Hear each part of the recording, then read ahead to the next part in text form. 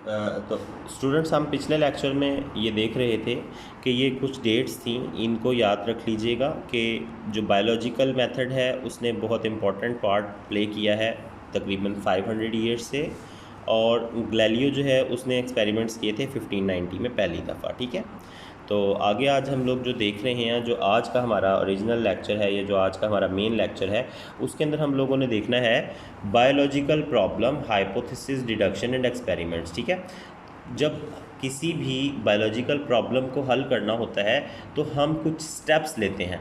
आपसे ये question board में इस तरह से हो सकता है कि which are steps in the biological in the solving और in solving of a biological problem. ठीक है, या what are the steps to solve a biological problem.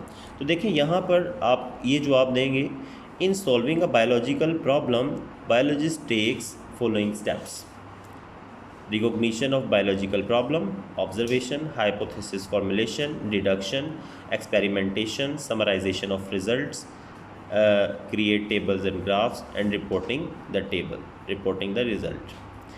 The detail of these steps are as under. तो ये तो आपने नहीं करना यहाँ तक। सो ये आपका क्वेश्चन यहाँ से लेके यहाँ तक इसका आंसर बनेगा, ये आपने याद करना है। This is a short answer और शॉर्ट क्वेश्चन जो कि आपको 2 मार्क्स का आता है बोर्ड में। ठीक है, अच्छा, उसके बाद आपके पास अब आ रहा है recognition of the biological problem.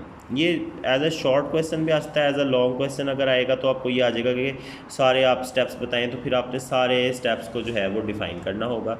अब ये इसके अंदर एक नॉर्मल सा है, इसके अंदर बहुत इंपॉर्टेंट जो है वो कोई काम नहीं है। देखें, biologist go for adopting biological method when they encounter some biological problem. Biologist क्या कहते हैं, वो किसी बायोलॉजिकल मेथड को अपनाते हैं जब उन्हें कोई मसला होता है। ठीक है, तो a biological problem is a question related to living organism that is either asked by someone or comes in biologist mind by himself.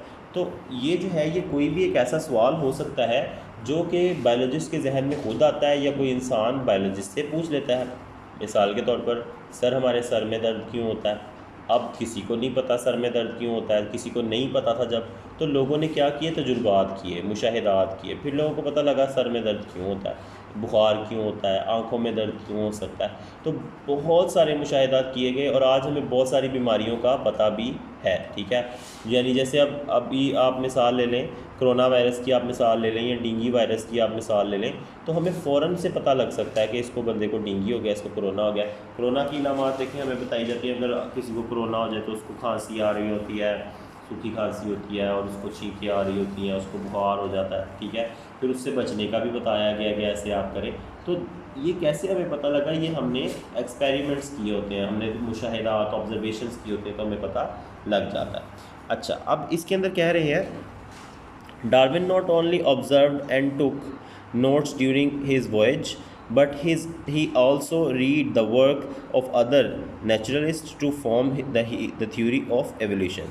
Darwin ने ना सिर्फ जो है वो ऑब्ज़र्व किया चीज़ों को अपने सफ़र के दौरान, बल्कि जो दूसरे कुदरती लोग जो थे, कुदरत को जांचने वाले, उनकी थ्योरी को भी उसने पढ़ा ताकि वो एवोल्यूशन को समझ सके कि किस तरह से ये दुनिया बनी है डार्विन ने। ठीक है, तो डार्विन के बारे में आपसे पूछ सकते हैं, ये MCQs में आपको आ सकता है। अब आगे जो है ये ऑब्जर्वेशन वाला सेक्शन, ये बहुत इंपॉर्टेंट है। ठीक है, ऑब्जर्वेशन वाला जो सेक्शन है वो बहुत इंपॉर्टेंट है। अब ऑब्जर्वेशन वाले सेक्शन को हम लोग देखते हैं।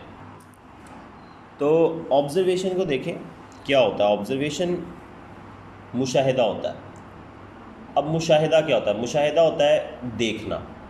ठीक है, अब मिसाल के तौर पर मैं आपसे कहता हूँ कि भाई ये देखें, ये कौन सा कलर है? आप कहेंगे सर ये ब्लू है।